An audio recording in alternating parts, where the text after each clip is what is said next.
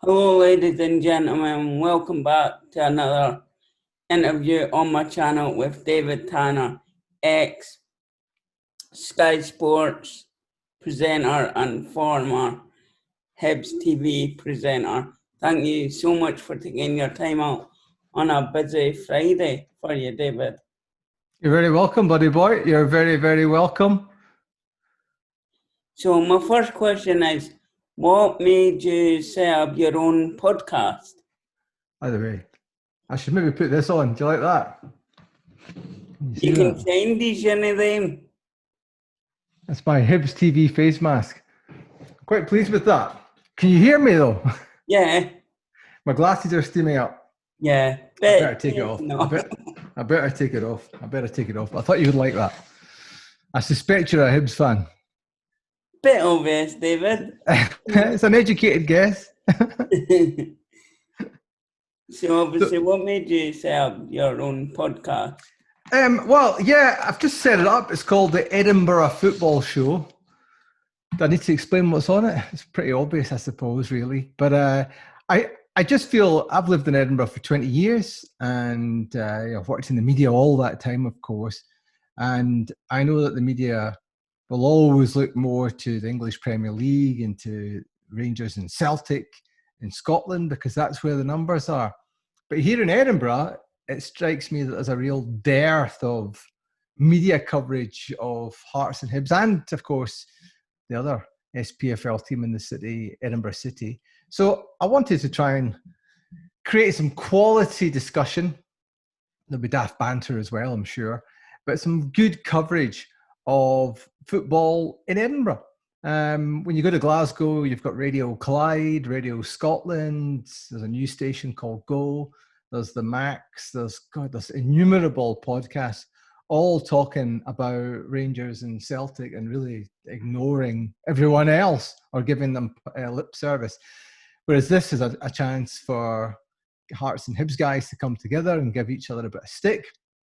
The first episode was Derek Ryan and Stephen Presley, and they gave each other absolute pelters and some great football chat as well, as opposed to, there's a game on in Edinburgh, isn't there? And a couple of minutes on that. So I think it kind of fills a real gap in the local media market. And it's been inspired by Hibs TV, which has been an unbelievable success. And I presume, I'm not sure what Hearts are doing for their games, but I'm sure they'll have a similar high level of engagement as we've enjoyed at Hibs TV, because fans, they don't want to, if you're a Hibs fan, you don't want to hear wall-to-wall chat about the old firm and a wee bit about your team. If you're a Hearts fan, you don't want to hear wall-to-wall chat about other teams. You want to hear about your team. So it's really that really emboldened my view that the way ahead for coverage is regional and fan and club orientated. Interesting. Did you like the podcast? Have you listened to it yet? Oh, it's brilliant. I thought Derek Ryan, instead of calling Presley Elvis, I mean, he does look a wee bit like Elvis, to be fair. Not with that big beard at the moment. Yeah. Well, it's been good. Claus on the block. Yeah, exactly. Exactly. But big.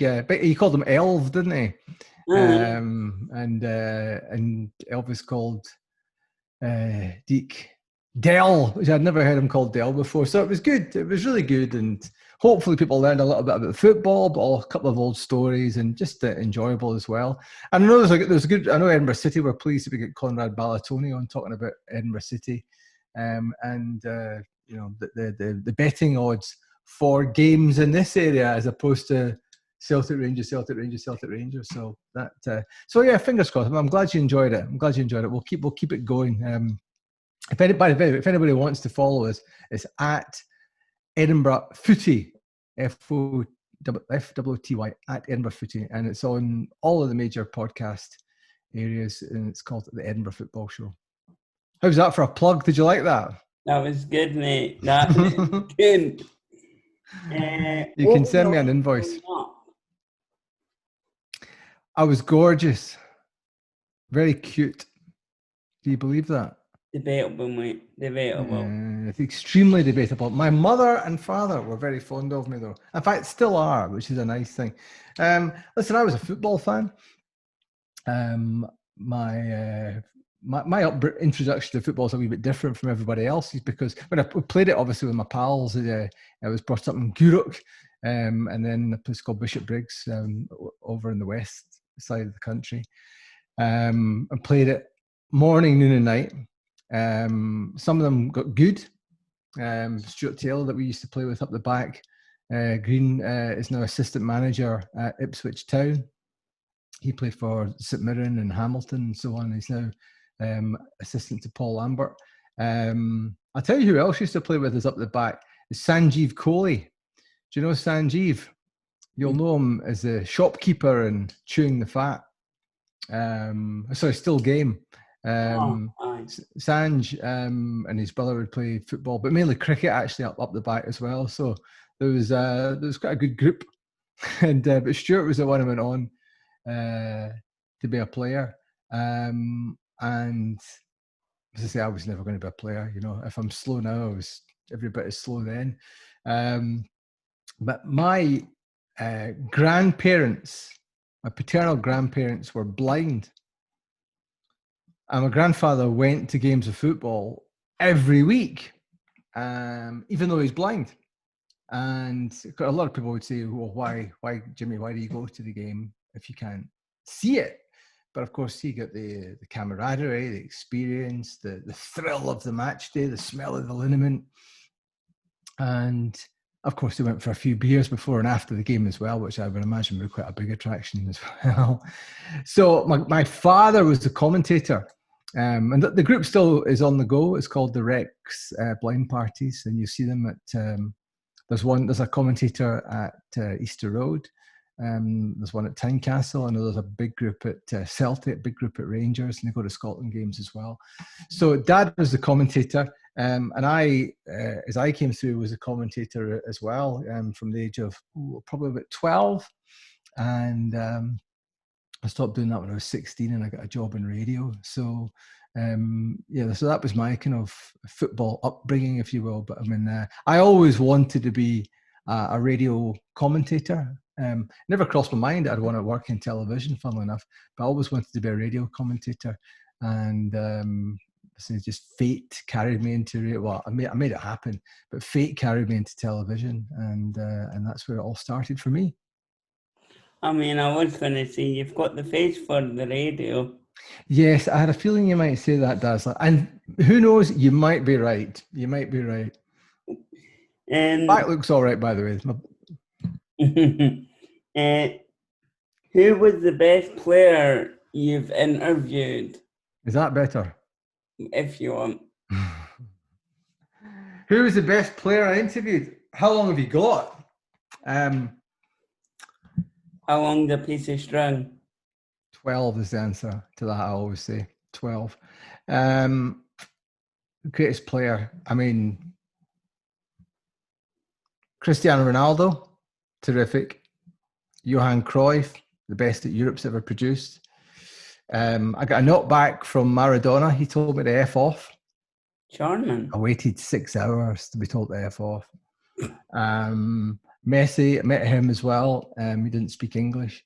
Zidane elbowed me in the face. He elbowed everyone in the face. He just won the European Cup, scored the best goal I've ever seen. Still didn't do any interviews. But I think Ronaldo would be something special. But I've had the opportunity to interview my own heroes like Kenny Dalglish and Graham Souness.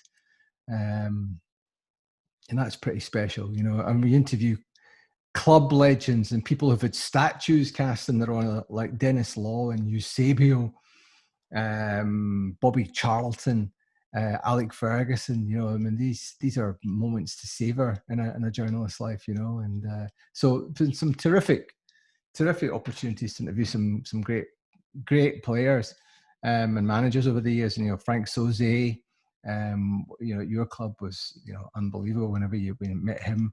Laurie Riley, and interviewed Eddie Turnbull. You know, great honour to do all of that. And of course, you've got Steven Gerrard in the league at the moment. goodness me, I mean, who would have thought we'd ever be getting to interview him every week? Henrik Larsson, you know, it's just some unbelievable talents that have come through. So, but I mean, I think the best would be Ronaldo. But as I say, you know, when you've got guys like Lothar Matthäus and I've interviewed a few World Cup winners and a few World Cup winning managers over the years. I've been very, very fortunate, very privileged in that sense.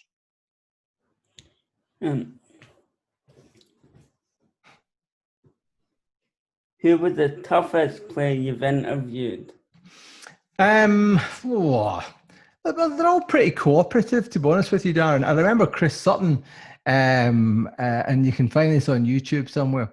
Chris Sutton, after Celtic had been presented with a league trophy, and we're out on the pitch. I did an interview with him, and I said, Chris, you know, congratulations. How are you feeling about all of this? And he leaned forward and he said, pardon? And of course, he had heard me.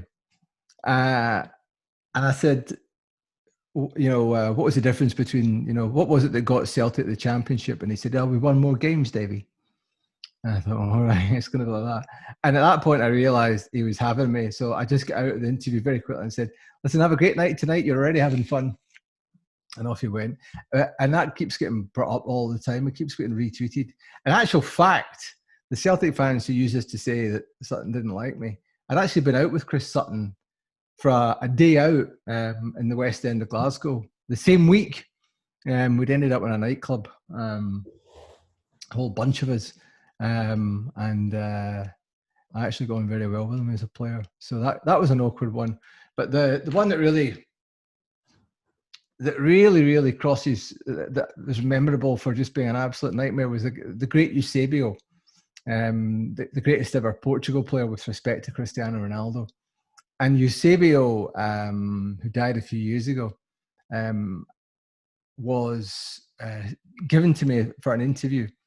It was a reunion of the 1966 World Cup squad.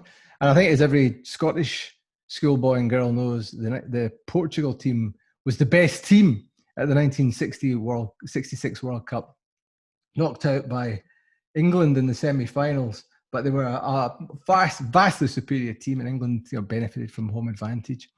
And it was a reunion of that group of players, all old men, of course, by this time. And I was there, and we ate with the players. We had a couple of drinks with them, and I realised as time was going on, Eusebio was knocking back the port at quite a rate of knots. So I said to the guy who'd very kindly invited me and my cameraman Alistair along, I said, look, shall we do Eusebio now? And he said, yeah, of course. And I saw him go over to Eusebio. Now, Eusebio knew all about this. And Eusebio went like that, no. And the guy who was his kind of minder said, yes. And he said, no. Yeah. And anyway, eventually persuaded him to do it. So we went and did it. And I said to him at the beginning, I said, Eusebio, I'm from Scotland. And he said, Scotland, Jimmy Baxter, Jimmy effing Johnston, Willie Henderson. And he then started, you know, rambling on in sort of pidgin English about boozing with all these great Scottish players when they played together in rest of the world teams and such like. And that was just about the only usable piece we could get out of it. You know, it was an absolute shocker, because, as I say, he'd had quite a few. We got some little bits. In fact, another bit I remember, I said, look, there's a young player coming through just now called Cristiano Ronaldo, Luis Figo. He's a good one. I forgot to mention him, of the great players I've interviewed, because he was the best at one time. I said, you know, these two great Portuguese players at the moment. Do you still consider yourself to be the best Portuguese player of all time, Eusebio? And he said, no. I said, I'm African. And I thought, this is quite awkward. Of course, he played for Portugal, but was born in an African, a Portuguese colony in Africa, Mozambique. So it was just one of those, oh my word, this is so awkward, you know. However, I managed to piece together an edit out of it, but it was quite a difficult one. So yeah, so Eusebio would be right up there.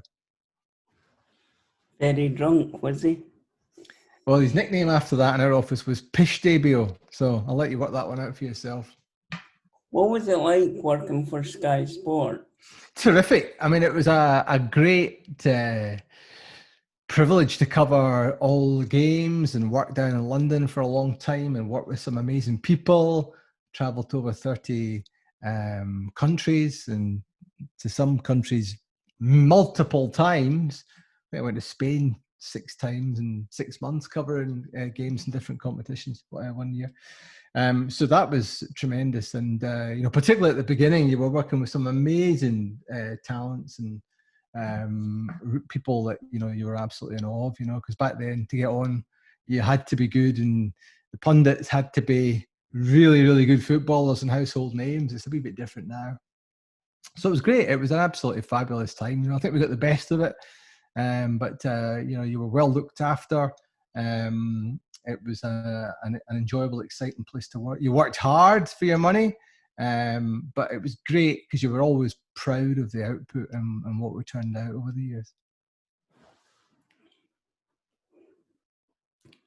Who was the funniest player you've interviewed? The funniest player? That's difficult.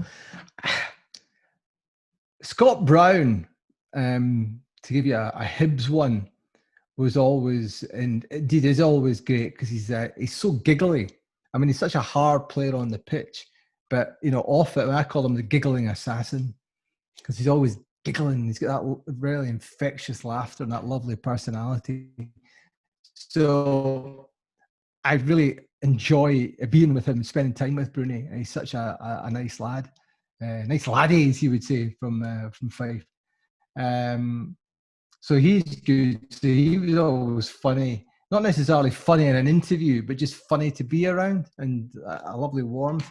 Ali McCoyce, I think, would be the one. He's just a natural raconteur.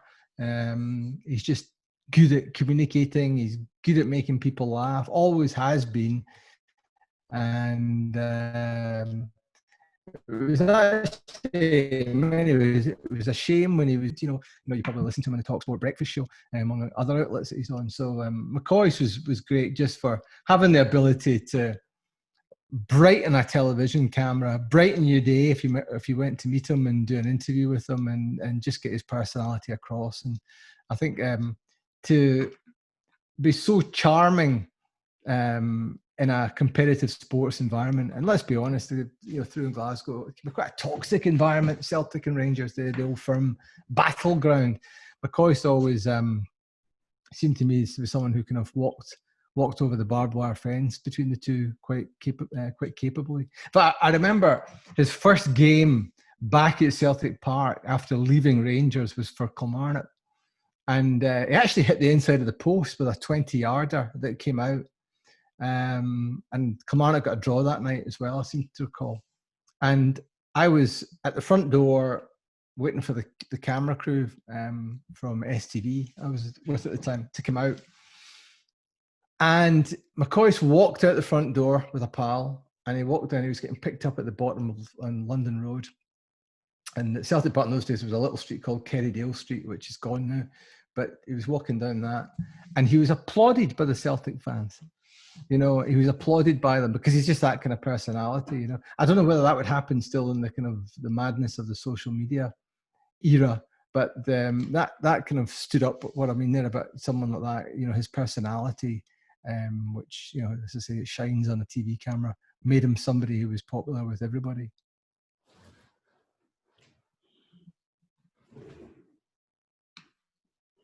Who's had the best stories?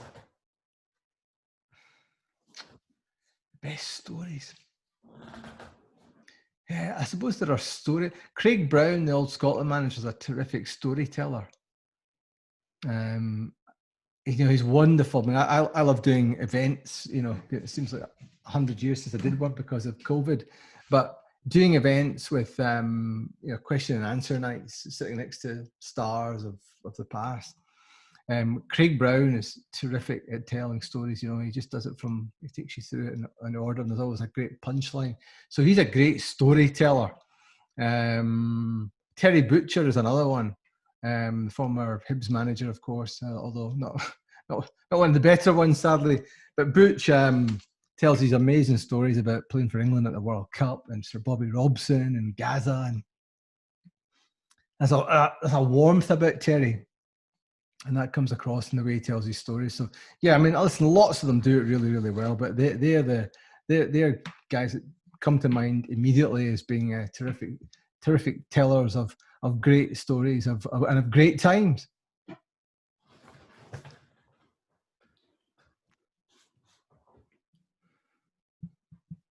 How did you get into interviewing? No, that's an easier one to answer. I was at school in Bishopbriggs, and one day I was off school. I must have been in 6th year, and I was listening to the radio, and it was Radio Clyde I was listening to, and the morning presenter on Radio Clyde was Dougie Donnelly. Have you heard of Dougie Donnelly too? The sports team presenter. And Dougie was on the radio, on Radio Clyde in those days in the morning as well. And they were promoting a thing called Community Service Volunteers, and they were running a radio course, a training course for unemployed youngsters. Now, I wasn't unemployed, I was still at school.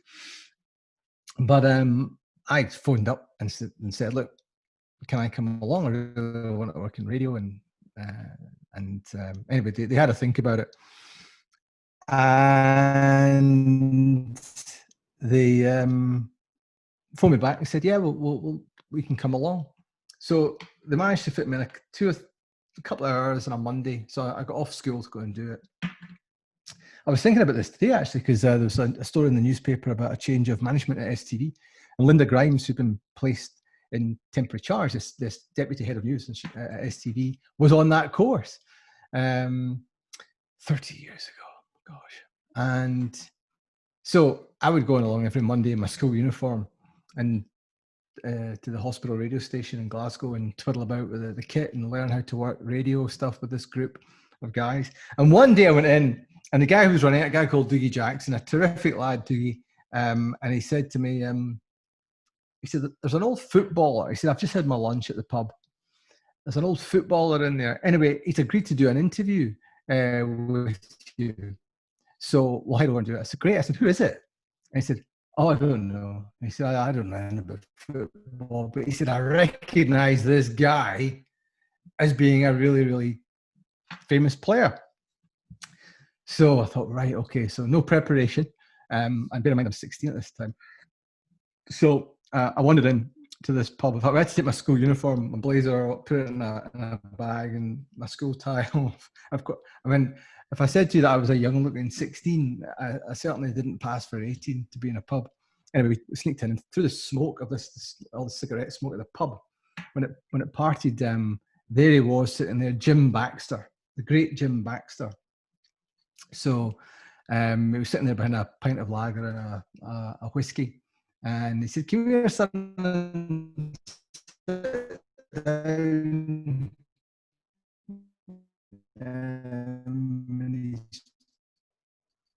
I knew right away that I was playing for Raith Rovers.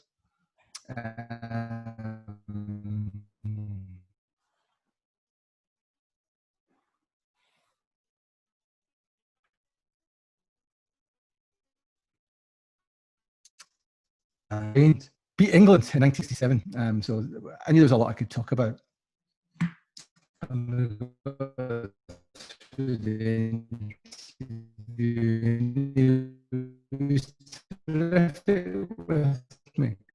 The tape still survives somewhere. I don't know whether it's at my mum's. I must look it out at some point, but that was my baptism of fire with Slim Jim, and he was very, very kind and very generous with his time.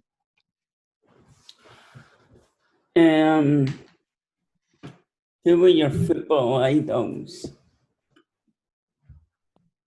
Well, it's easy. Ken Dalglish and Graham Souness. They were the two big stars in the Scotland team, the two stars of the European Cup winning Liverpool teams. Dalglish was a great goal scorer, and Souness, great and really tough as well. And I love the tough players, whenever I hear, there was a manager complained recently about Ryan Porteous being overly tough. I thought, I'm not having that. That's what it should be. So yeah, they were terrific. And Joe Jordan as well. Goodness me, Joe Jordan scored 3 World Cups for Scotland. West Germany, 1974. Argentina, 78. And Spain, 82. And he played for AC Milan. I mean, a guy from Cleland Village in Lanarkshire played for AC Milan, as well as the great Leeds United team of the 70s and then Manchester United. So, I mean, just... and funnily enough, whenever I meet Joe, I still get a wee bit of excitement when I meet him. And the same way that I don't remember Dennis Law playing, I don't remember him playing. But whenever I meet him, he's the one, actually, Dennis Law was the one, when I met him, I got an intake of breath. I'm not sure why, but the lawman certainly had that attraction. So those are the guys I love. But I loved all the wingers. And when I was a kid, you had John Robertson of Nottingham Forest scored the winner in the European Cup final for them. Davy Cooper, the late Davy Cooper, was playing for Rangers. Davy Provan, who came from my hometown, Gourock, playing for Celtic. You had Eamon Bannon and Ralph Milne, kind of wider guys at Dundee United. And a guy, I don't think he ever got capped, but an unbelievable player at Aberdeen called Peter Weir. Peter Weir was unbelievable. I remember him toasting Ipswich Town when Aberdeen knocked Ipswich Town out of the UEFA Cup. And he had the England captain at the time, Mick Mills, who was the right back of Ipswich. I mean, I'd have been about 10, 11, 12 at this time. But I remember it vividly. He absolutely toasted Mick Mills. So these were great guys. I loved the wingers, the wide men. And you had Willie Johnson, who was just kind of winding down his career at Rangers and then Hearts. Terrific players. I remember maybe a wee bit later than that, Mickey Weir and Brian Rice, actually the Hamilton manager, were the wingers at Hibs at that time. So it was much more of a thing back then. So I still like my wide players, I must admit, Darren. First football in memory? Well, that's an easy one, actually, because it would be 1978, the World Cup. I've got the shirt on today, but fun enough. I thought you would quite like that. Can you see that? That's nice. It's still the classic shirt. And it was Scotland against the Netherlands. Now, do you remember? Are you old enough to remember the World Cup in 1998? No, I was born in 1996. No, well, in that case, you wouldn't remember it then. You were too young. But I would have been 6 in 1978. And getting to the World Cup is such a big thing, particularly for a nation the size of Scotland. And it's so sad that we've missed, consecutive tournaments. What is it? How many tournaments is it now? 22 years, 11 tournaments now. So it's heartbreaking because it's such a big thing and it totally grips the nation. It dominates the news coverage and all the rest of it. So I remember all of that. And that game itself, I don't remember the Peru game. I don't remember the Iran game, which is probably a good thing. But I do remember the Holland game, and because there was we were all watching it in the house in Gourock, and I was sitting on the back of the couch, and I had a Scotland flag. I think the newspapers are giving me these little Scotland flags with a plastic handle. I had it in my mouth, and when Johnny Rep scored, 25-yarder that just killed off Scotland. Everybody stood up and the couch toppled back.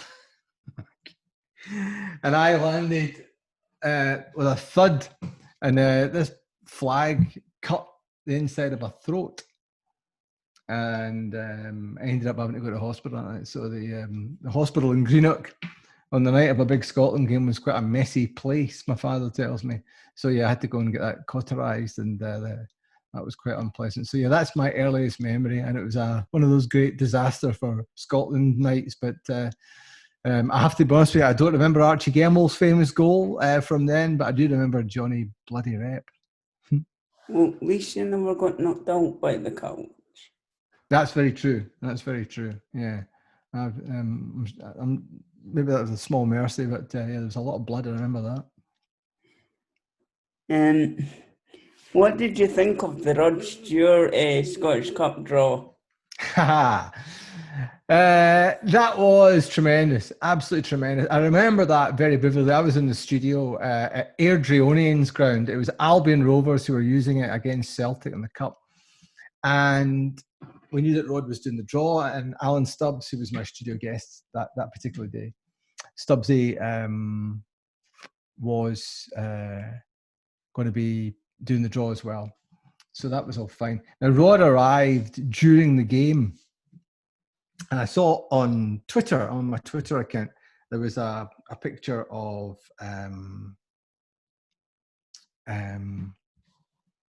Rod arriving, and he kind of was like that, kind of like a starfish. Hey! And he had a big cravat, sort of leopard print cravat, and a big sort of John Motson style fur coat. And Rod looked a lot better in it than John Motson did. So, you know, and he was, but I mean, you could tell he was in jolly mood, shall we say? And then during the break after the Celtic game, they asked me to do a communications check with the next door where they were doing the cup draw. So once we're in the break and we were off the air, I was able to talk through the microphone to the guys there, and I said, "So, Alan McRae, who was the president of the FA at the time, Alan McRae, is David here? Can you hear me?" He's like, Mr. Tanner, how you doing? How you doing? I said, I'm great. And Rod, nice to see you. And he said, David, it's Sir Rod now. He'd just been knighted. So it was like, all right, so that is it. So we had a chuckle about that, and you could tell he was in buoyant form. And then we did the draw live on the air after the commercial break. And when the draws are on, I've got my head down, scribbling away, writing down the draw, and writing down sort of things that I remember and checking my stats. And because there's always a lot of preparation into these draws. But after a lot, I heard everyone in my earpiece giggling. And I looked up and I saw him, and he had the ball, you know, kind of like right up at the camera, and the eyes were a bit bloodshot. I thought, oh, this is interesting. This is funny. And then he started kind of going, 7. He said, sounded like a bingo caller. So that was pretty mental. And at the end of it, I said, he handed back to me, and I said, well, that's it. Gentlemen, thank you very much indeed. And Rod started doing this. And he tweeted the bum of Alan McRae, the SFA president. He gave him his bum a wee feel. And he was like, Where's David? Because he could hear my voice, but he couldn't see me. So it just kind of fell off the air. And we were all kind of giggling. I didn't realise quite how bonkers it was at the time, because it's quite a serious thing, the cup draw. So there was always that pressure not to go completely whack job.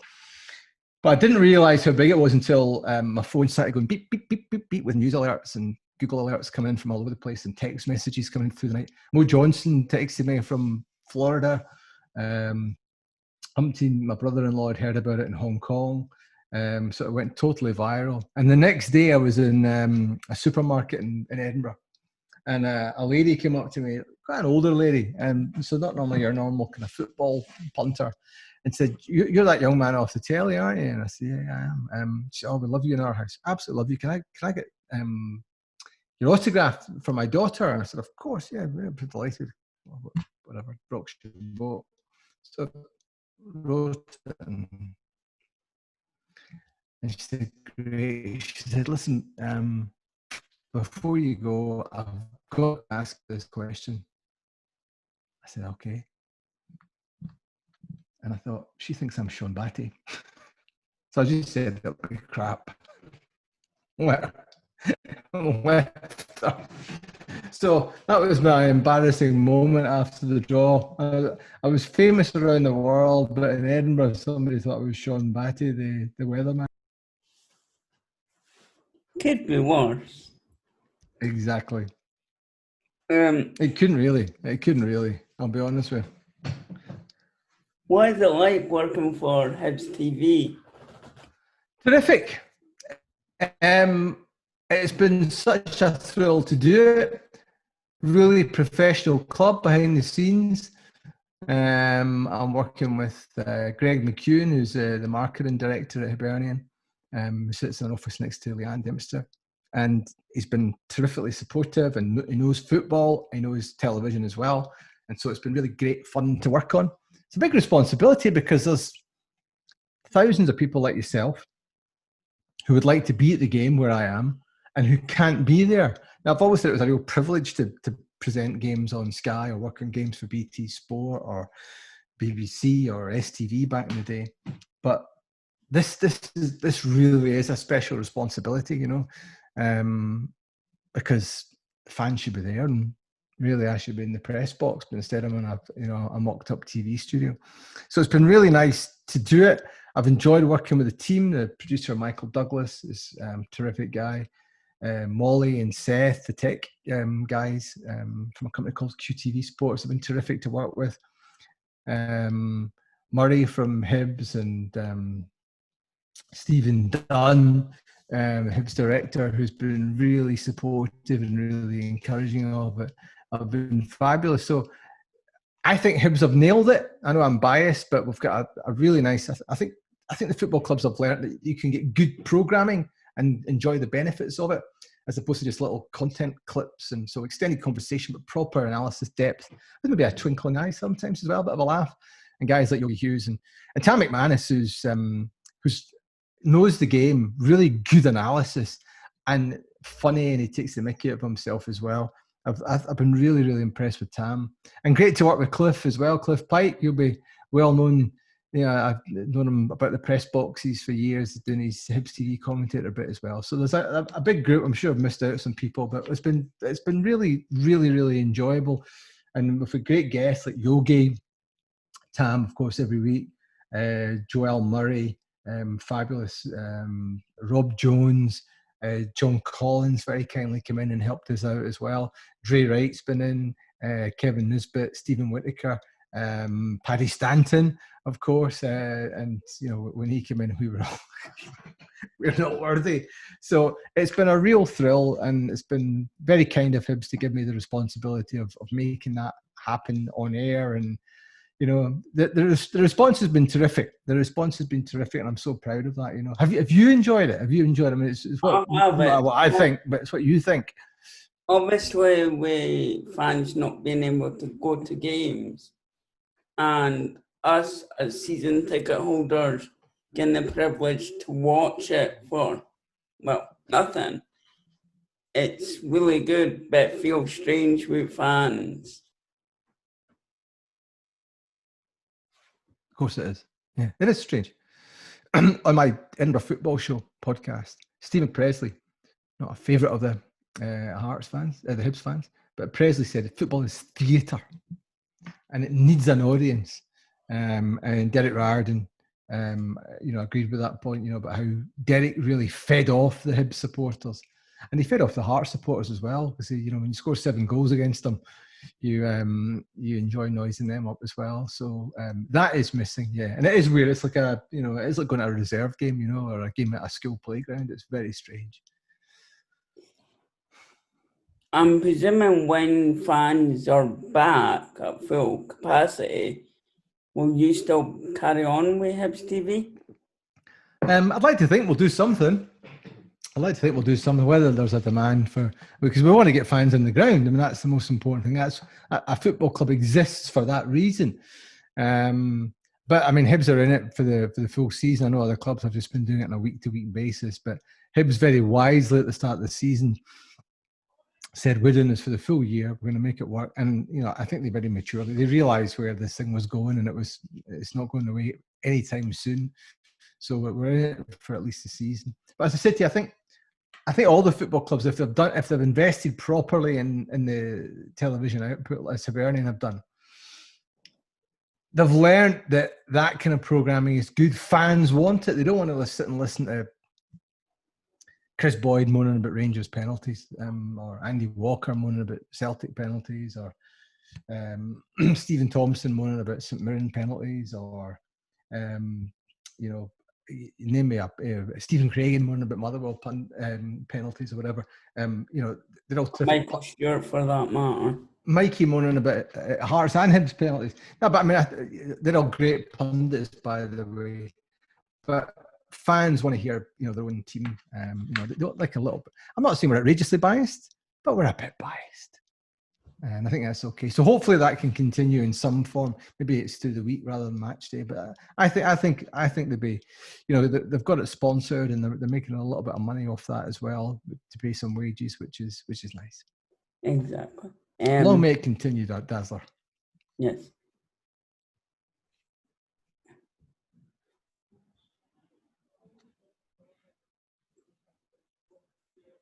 Oh, but the most enjoyable interview you've done. Enjoyable interviews. Well, I always enjoyed when I was a reporter doing interviews on the pitch and speaking to people and sharing in the experience of being on that pitch with them, with all the fans celebrating. So you would only really do it after cup finals or after big games in Europe. And I'm thinking back, just moments where laddies had become legends. Craig Conway at Dundee United always, who scored a fabulous goal when they won the Scottish Cup. Nice lad, actually. Craig just signed for St Johnstone, and but he was just so happy, And I'd love to have been on the pitch with David Gray and particularly the Hibbies in the team when Hibs won the cup. I was in the studio. I was very fortunate to be in the studio that particular day with Gordon Strachan, and who was, as a Hibs fan, was buzzing, let me tell you. Alec McLeish and Neil McCann that day. But yeah, being in the pitch was absolutely terrific. So those were great ones. My favourite interviewee was Cruyff, though. Now, Johan Cruyff is the most clever football brain there's ever been. That's why Barcelona's new stadium will be called the Estadio Johan Cruyff. Because he built Barcelona, and what you tiki-taka, that style of play that Barcelona perfected under Messi and with Messi under Pep, and Pep is now transported to Manchester City. That's all Cruyff. Clever guy. And I used to interview him every year, We'd come over to St Andrews and Kings Barnes to play in the Dunhill tournament, run about this time of year. And I interviewed him in Amsterdam and interviewed him in Barcelona as well. But Cruyff was ultimate. When you're an interviewer, Darren, you want to get people whose views matter. Top sources of information and views. And he had the lot. Total credibility, what he achieved on the pitch and off the pitch. And so he was my favourite because when he spoke, it really resonated. And I remember doing an interview with him and Sky ran it to 10 minutes. I mean, interviews normally last about 90 seconds, whereas this lasted for 10 minutes. He absolutely machine gunned Jose Mourinho for his negative style of football. And, the Manchester United people will now know it was right when he said that he should never be allowed near Manchester United. Heaven only knows why he's at Tottenham. So that he was the big one for me. So yeah, so it's nice to be with guys when they win, and particularly out on the pitch on Cup final day. And it's also nice to speak to, as I say, real big stars who matter. I remember, Kaká, Paolo Maldini. I remember one night interviewing David Beckham, Luis Figo, Owen Hargreaves, Karl-Heinz Rummenigge, when at Real Madrid Stadium when they played Bayern Munich, when just a galaxy of stars. So and Franz Beckenbauer, goodness me, the World Cup winning captain, World Cup winning manager. So guys, you can't get enough of people like that. So I've been very fortunate over the years to have met and interviewed many people like that.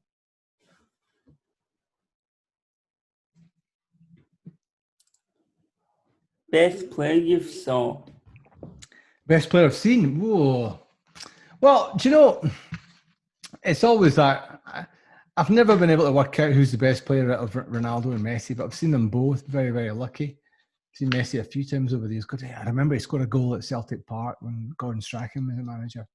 And Barry Robson scored a terrific goal for Celtic that night. I think Hesselink got the other goal. It was 3-2 in the end. But Celtic had really given Barcelona a couple of punches in the face. And the wee fellas, Gordon Strachan, said after the game, just decided, that's enough, I'm going to win this. And he beat half the Celtic team and scored an unbelievable goal. And Ronaldo as well, obviously wonderful. But do you know what? The best goal I've seen, and I was really lucky, I was right in line with it at Hampden Park, was Zinedine Zidane's goal for Real Madrid against Bayer Leverkusen in the European Cup final. For someone to pull that off, and to pull it off at my favourite stadium, Hampden Park, should be all Scots' favourite stadium, or favourite international stadium, after your club stadium, I suppose. From to pull it off at that stage in that game when it really mattered, it was just unbelievable. So, and I remember being behind the goal at the Bernabeu for a couple of games. I was about 6 feet away from the pitch and watching him close up. And he's a really big guy. He's a ginormous fella, but his close control was second to none. You know, we always associate that kind of skills with wee Scottish wingers, but this guy had the skill at that height. So I suppose they are the three. I never saw Maradona play, but I would certainly say to you that, I mean, who do you think's the best out of that lot? Zidane, Messi, and Ronaldo. It's hard to say, isn't it? So they've all been terrific. And they're all the best in their own way.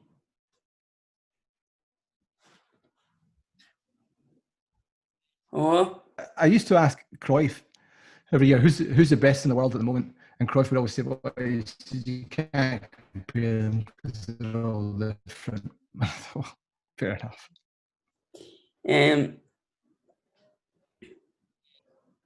Where do you see yourself in 5 years' time?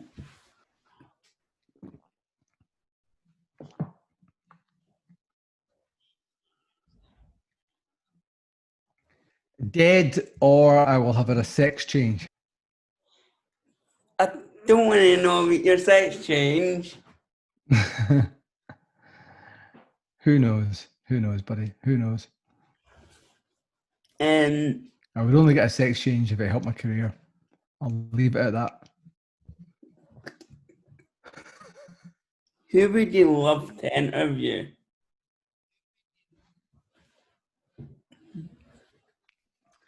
Who would I love to interview? I came very close to interviewing Bill Clinton many years ago. He was doing a thing in Glasgow, and I was on the shortlist for that. So he would be interesting. Obama would be interesting. So I've seen Clinton in the flesh. I've seen Trump in the flesh. So they would interest me.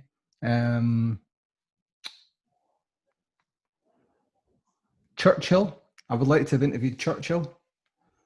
Who died a decade before I was born.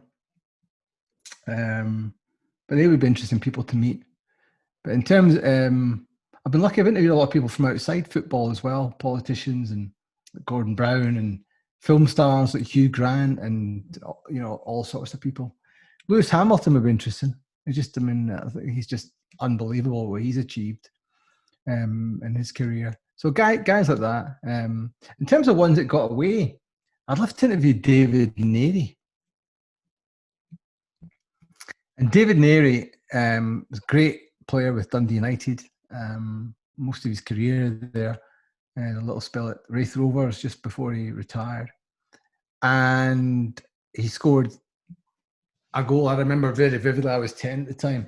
But he scored in the 82 World Cup against Brazil, that famous 25-yarder against Valdar Perez, the goalkeeper, in the Real Betis Stadium. In fact, funnily enough, we were over in Seville covering Celtic's UEFA Cup final, and we Davy Probin, my colleague at Sky at the time, Davy was on the bench in that game. He was in the World Cup squad, and the stadium was at the bottom of the street our hotel was on, and we went to visit the stadium, and he told me what it was like back then, and then we were back about 10 years later to do another game in Seville, this time a different stadium at Sevilla Stadium, and Sevilla played Rangers. And we went back again to visit the stadium, you know, and it was just as it was. They're rebuilding it at the moment, actually, but it was just as it was. And it was an absolute dump. But it was just wonderful to be there with him. The other thing I remember about that trip was Tom Cruise was at the game with his then wife, Kelly Holmes. Kelly Holmes? Oh, I've forgotten the name now. And Cameron Diaz was there as well. They were filming the movie Night and Day. And I got very close to them, but I didn't get the interview. So they were, I'd like to interview Tom Cruise. I think that would be quite cool. And I was very, very, very close to him at one point.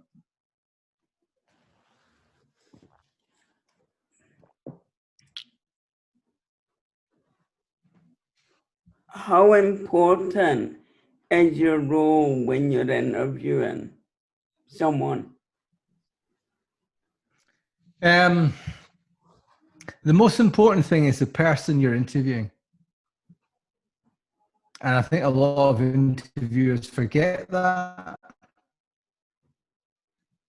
Their egos are too... That I spoke very little and very quickly got, effectively what I was saying was, hello, welcome, this will be a good game and here's why. But here's someone more interesting than me now. I went over to the pundit that was with me.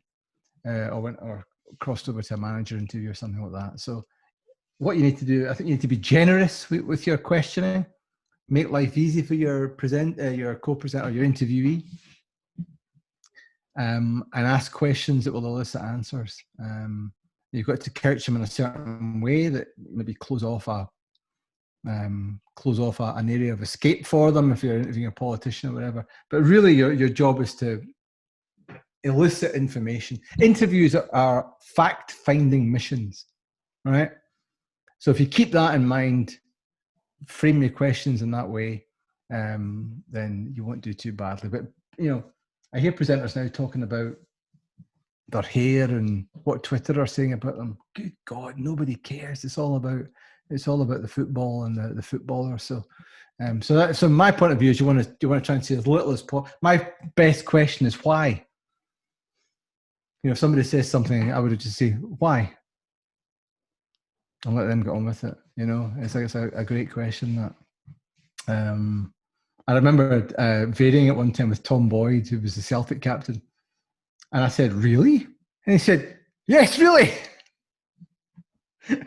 And I never said really again. After that, I went back to saying why. You're supposed to say, why?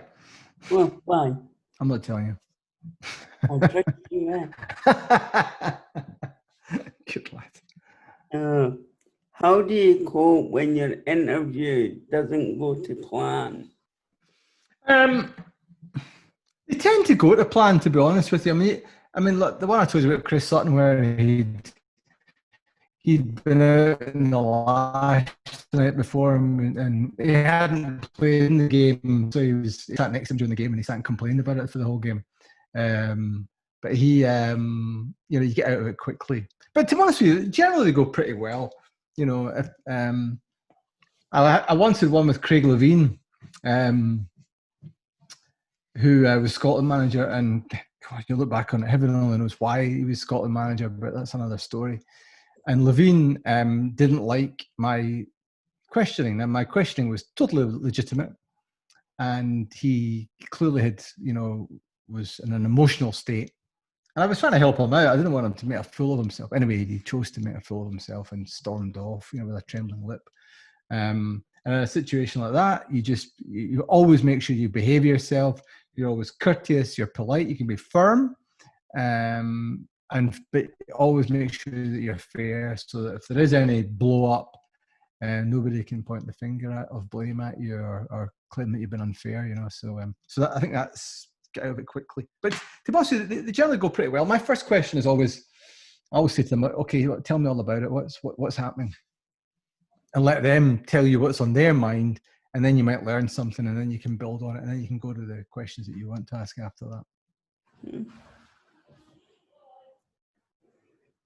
I thought you were going to say why.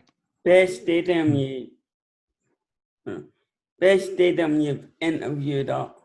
Oh, that's a good question. I was most excited about doing the old Hampden Park, because when I was a kid working for Radio Clyde, it was still the old Hampden Park. In fact, they knocked it down when I was at STV. In fact, I got the only footage of the old Twin Towers. The original Twin Towers at Wembley had been moulded on, being demolished. But I remember being very excited at being, because I'd been to Hampden many times as a kid in the old dusty terracings commentating for the blind fans. And I'd been in the stand a few times, the old wooden stand, but I'd never been inside the offices and the bowels and the dressing room and whatnot. So I was really excited about that. And then they demolished it, which was heartbreaking when you think about it. Albeit the new Hampden is just a sensational stadium. It's just immaculate. It really is. So well appointed as well. But I think the exciting places were, I mean, the Bernabeu was just unbelievable, you know. It's got 6 tiers in it. And everywhere you look, there are stars wandering around. It's the home of the stars. And the thing I remember about working there, I was behind the goal, as I mentioned to you, and the games, that was the UEFA position for TV. I suddenly get very hot, and it was a cold night, and I ended up having to take my jacket off. And I looked up, and I realized they've got heating elements on the roof in the Bernabeu, so that actually heats the punters down below. Now that's facility. I hope Aberdeen fit that to their new stadium, because that was tremendous. So that was great. And the new camp as well was just unbelievable. When you arrive at the new camp, it looks really small, quite a low building. But when you walk in, then you look down, because it's cut into the ground. It's like almost like they've burrowed into the centre of the earth. That was something else. And it's a bit of a dump. But of course, it's just got the kind of magic in the air. It's just got a real magic about the place. And being the TV guy, you get to walk down the tunnel as the players do. And in there, there's a chapel, a little church for the players. So I want to have a prayer before. Right, sorry about that, David. What happened there? You disappeared on me. Oh, don't know, mate. I thought you'd hung up. I thought you'd get bored and you'd hung up on me. No, why would I do that? Maybe later. As we were talking about the best stadium you've interviewed at. Yeah, I mean, I think the Bernabeu Stadium was terrific. I mean, it's the stadium of the stars, with its heated roof. There's just 6 tiers of supporters. It's just in like pristine condition, spotless stadium. That was wonderful. The Bernabeu, amazing, because it doesn't look much from the outside, but when you walk in, suddenly you're into the sort of it's drilled into the centre of the earth. It feels like that's an amazing one, and of course, it's just as it was when they built it. So it's got that feeling of history, Darren. The San Siro, I always remember my old pal Rino Gattuso, who played for AC Milan and was the manager recently. I said to him, you must love playing here, Rino. And I knew him from his time in Scotland. And he said, it's a shithole. He said, it's a shithole. In that mafia voice. But, and it is a bit dusty and dank. The toilets are pretty grim. But John Collins and I did the presenting side of the pitch there. The photographs I've got, the memories of that are just terrific, because it's just when I was a teenager, the World Cup in Italy was on it, and the San Siro in its present state was built for Italia 90, and it was just terrific being there, where I'd seen all these big games and these big moments take place when I was a kid. So yeah, those are great. But to be honest with you, I love all the mad places as well. You know, like the Shakhtar Donetsk stadium, and you know, in Donetsk, of course, has been flattened by the Russians, so they don't even play in Donetsk anymore. And the national stadium in Minsk was particularly grim. Same in Lithuania, you know, the Darius and Janaris, I think it was called, stadium in Kaunas, was just really awful. But I just loved that kind of Soviet, kind of communist feel about it, you know. So I loved them all. I mean, I loved them all, from Arbroath ground to Hampden Park and Wembley and all these places I've worked over the years. So I've been just lucky to work at football grounds, very, very lucky, and I'm very thankful that continues. Who do you look up to? Who do I look up to? I look up to people who conduct themselves with class. And in football, I often say the higher you go in the game, the classier they get. Frank Soze, for example, at Hibernian, my word, just what a charming man.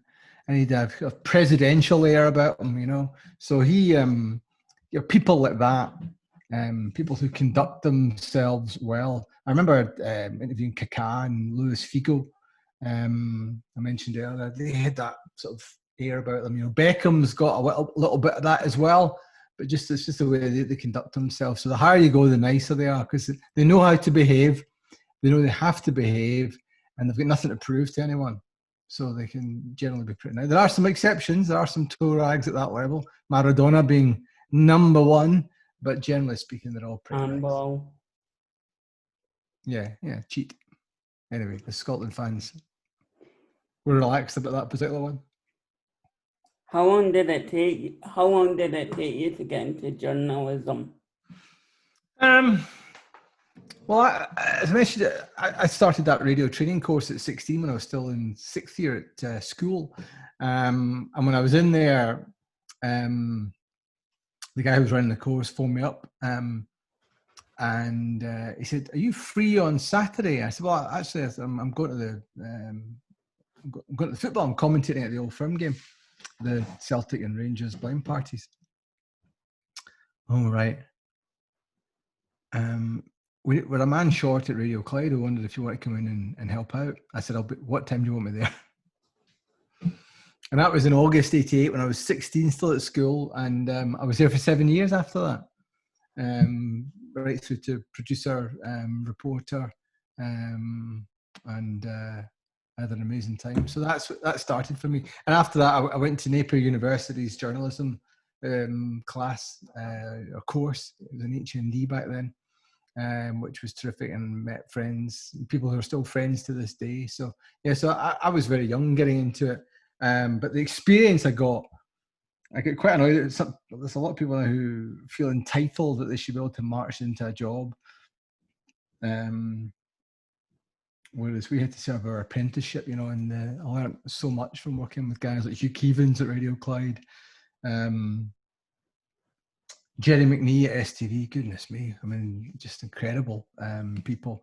Archie McPherson later on at STV and at Radio Clyde. Learned so much from these guys, and I was very, very privileged to work with bright ex-footballers at Davy Provan for many years at Radio Clyde and then at Sky. So I've been very fortunate from that point of view.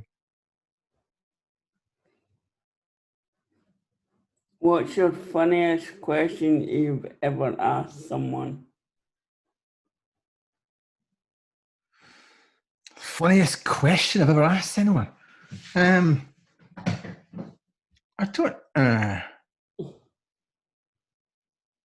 don't know, to be honest with you. I'll tell you one of the funniest moment I think one of the best gags I was ever involved in was I was filming with a Hibs player, Stuart Lovell, at Dalmahoy. And it was a kind of golf day, and so he kind of hit a few golf balls and doing the interview and some beautiful scenery up at Dalmahoy.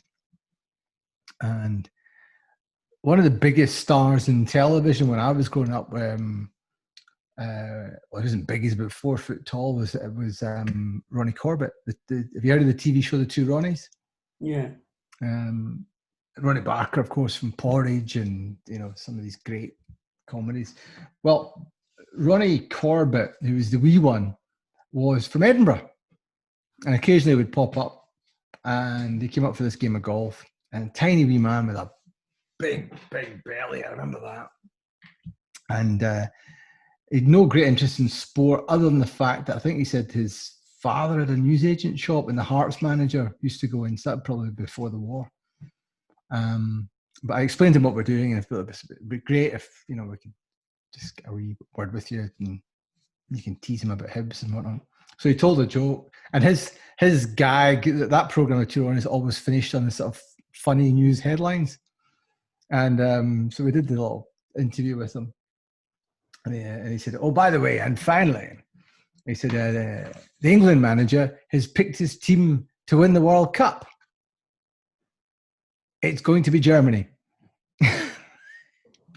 It's a great line. And he said, "Can I go now?" And off he went. And Stuart Lovell, who was standing next to him at the time, didn't get the joke. I didn't find it funny, and he was kind of standing ashen faced.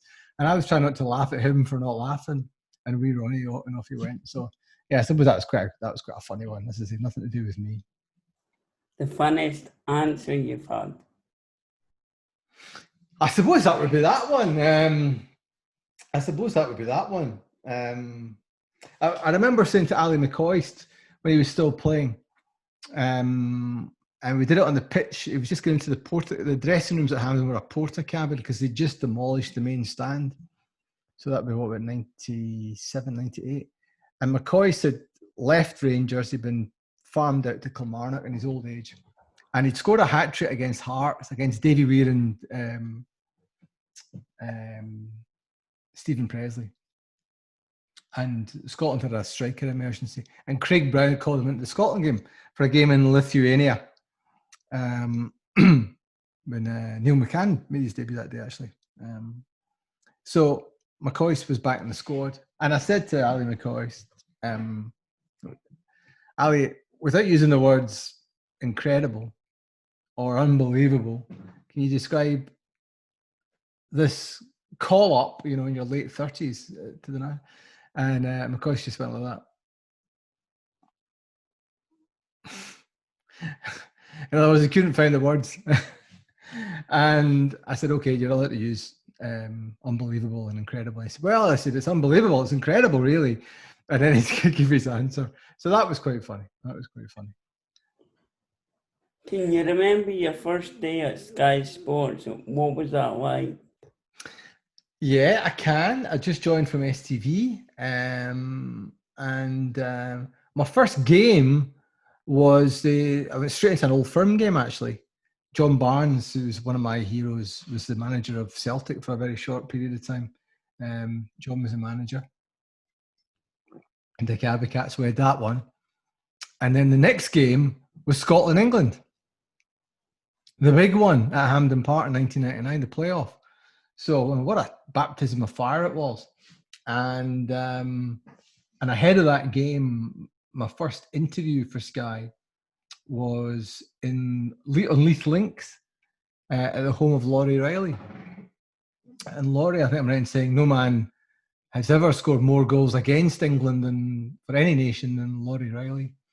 And so one of the Hibs famous five, as you will know better than me, Darren. And Laurie was just charming. And I remember he walking us into the house, and he had a photograph in his lobby of him scoring at Wembley, and the guy who was tackling him to score, and failing, of course, was unmistakably Sir Ralph Ramsey, because his face looked exactly the same when he died as he did when he was in his 20s. He had an old man's head. And so this was England's World Cup winning manager being kind of beaten by Laurie. And that was an outstanding memory of that first week at Sky. So it was a hell of a week to start, because that was their biggest ever audience for many, many years. I'm not even sure if they've surpassed it now. Obviously it's the big one, the Edinburgh Derby tomorrow. What's your thoughts on tomorrow? Hibs are favourites. They have to be, because they're in the division above Hearts. Hearts have played a couple of games now, so Hibs have got to be favourites. There's an old saying in football that the form book goes out the window in derbies. Well, I think that's a lie. I think it's a myth. It's a cliche. And I think Hibs are in good form. Hearts are okay. They battered Dundee. Didn't look as quite so open and impressive against Arbroath. But I know my old friend Dick Campbell, the manager there, is very good at shutting up shop. So I think Hibs are favourites. It might go to extra time, but I think Hibs will win. Is that the right answer? It was entirely up to you.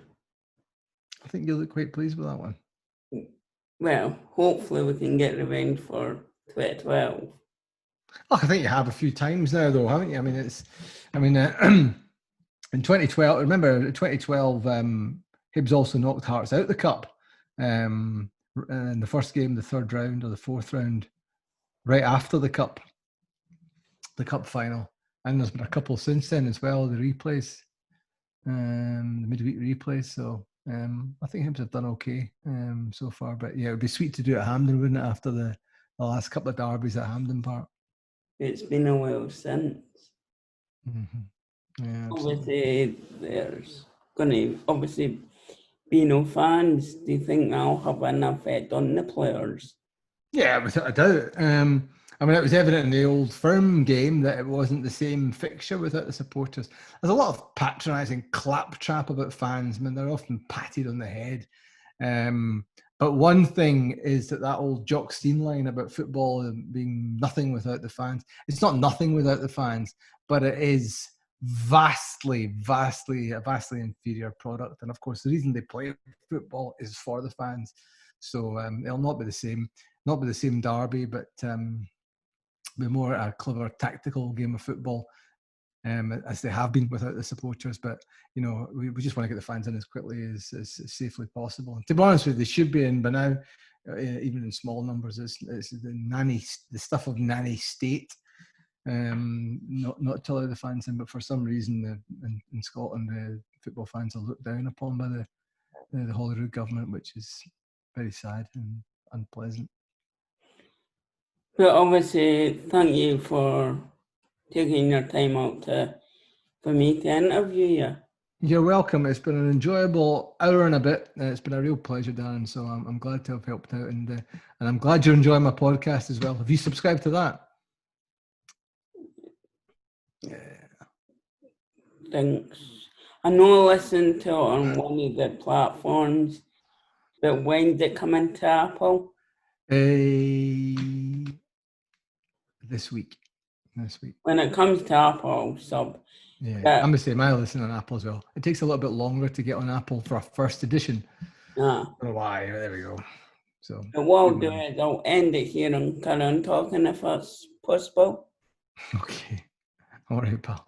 Cheers, big man. Cheers, Darren. Take care, my pal. Right.